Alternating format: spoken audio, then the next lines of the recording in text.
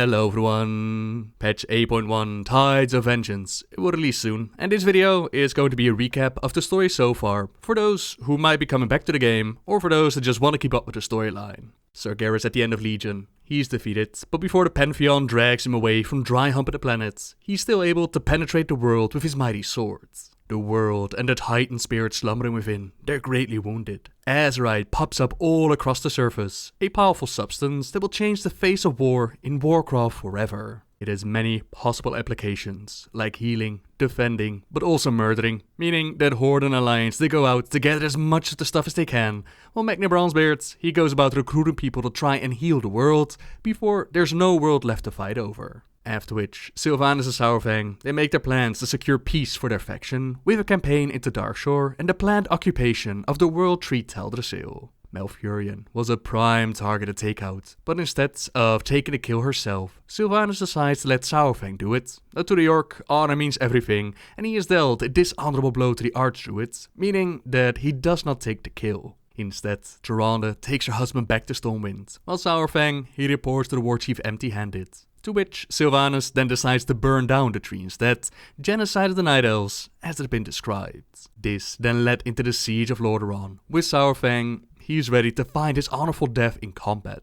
Zappy Boy, first of his name, is able to change his mind. For him and all the children of the Horde, he will stand with them. During the battle, Sylvanas unleashes Blight upon her own troops and the enemy. She resurrects the Fallen to fight once more. She might have won too, was it not for Jaina's timely arrival. And again, Saurfang, he's forced to decide between honor and duty. He's left behind in the courtyard by the Warchief for the Alliance to deal with. They do not kill him though, instead he's imprisoned within the stockades, while the final confrontation with the Warchief, that ends with a massive explosion. Both sides will need more allies to continue the fighting, to tip the scales in their favor. The Horde rescues Princess Talanji and Prophet Zul from the Stormwind stockades, which then takes them into Zandalari. There, they help the Zandalari with threats from both within and without. King Rustichan, he makes a bargain with Ponsamdi, the Loa of Death.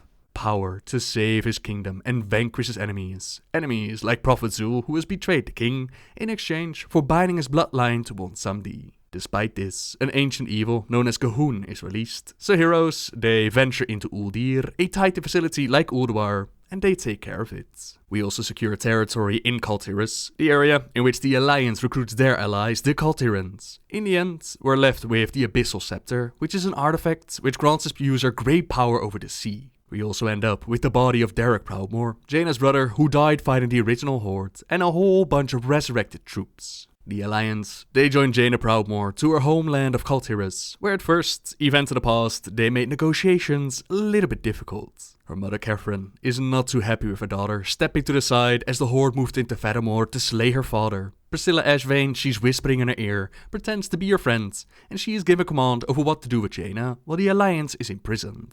Not all on Kul Tiran are as hostile though, and over time we prove our worth by dealing with threats from both within and without. Ashvane is exposed for wanting to seize power from Catherine. She's thrown in jail. It's uncovered that the fleet has been taken by Queen Azora, Queen of the Naga, which is now lost in an unnatural storm. Jaina is saved from Goraktul, Lord of the Blighted Lands, and even appointed as Lord Admiral of Kul Tiran. Her powers are able to bring the lost fleet of the Kul Tirans and her other brother Tendrit. They return back home. And of course, we also secure territories in Zandalari. In the end, we're left with information on Gahun. We defeat the Sand Lane allied to the Horde, and we create an opening into assault to the capital of the Zandalari without getting our entire fleet destroyed. And so 8.1 is upon us. The Alliance goes on the assault with the opening created. Sylvanas is working on our plans, while we see Saurfang on a path to try and redeem the Horde, his vision of the Horde. Magni desperately tries to keep the world together as we fill our necklace with more and more Azerite. Meanwhile, Malfurion and Tyrande, they've had enough time to heal their wounds, and the Tides of Vengeance are soon to come to Darkshore. Tell her we are coming. Time will tell what role events like tracking down Voltan spirits and the appointment of Sylvanas' Warchief will have. Events like resurrecting Kalia Manethil, sister of Arthas Manethil, or events like King Anduin Rin meeting with Talia Fordragon, daughter of Bolvar Fordragon.